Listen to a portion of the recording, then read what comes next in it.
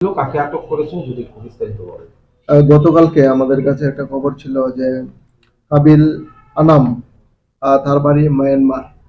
এ গত ২ মাস ধরেই আফানিয়া এলাকাতে অবৈধভাবে এদিকে বসবাস করছে। এই খবরের ভিত্তিতে গতকালকে আমরা আহ, সেই মায়ানমারের যে ন্যাশনালিটি কাবিল আনাম, তাকে আমরা গতকালকে অ্যারেস্ট করি এবং তার বিরুদ্ধে আমরা একটা স্পেসিফিক মামলা নিয়েছি এবং আমাদের ইনভেস্টিগেশন চলছে। তার সঙ্গে কে কে জড়িত আছে এবং কে তাকে প্রশ্রয় দিয়েছে এই বিষয়টা আমাদের তদন্তে আসছে। আজকে তাকে পুলিশ রিমান্ড চেয়ে আমরা আদালতে প্রেরণ করছি। তার কাছ থেকে কি কোনো কিছু উদ্ধার করা হয়েছে?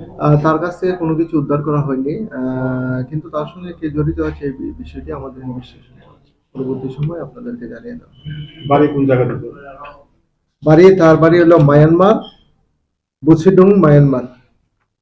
কত বছর ধরে এই প্রবলেম? গত ২ মাস ধরে আমাদের ইনভেস্টিগেশন প্রাইমারি তদন্তে আমরা এখন পর্যন্ত এতটুকু জানতে পারছি। পরবর্তী সময় আরো আমাদের রিমান্ডে এনে আমরা জিজ্ঞাসাবাদে আমরা বাকি তথ্যটি জানতে পারবো এবং তার সঙ্গে কে কে জড়িত আছে তাদের বিরুদ্ধে আমরা স্পেসিফিক ভাবে আমরা মামলা নিয়ে তাদেরকে আমরা অ্যারেস্ট করবো। এখানে কি করতেছে সে জানা গেছে কি? এখন প্রাথমিকভাবে জিজ্ঞাসাবাদে সে বলছে এখানে থেকে কাজকর্ম করতো। একাই ছিল সে?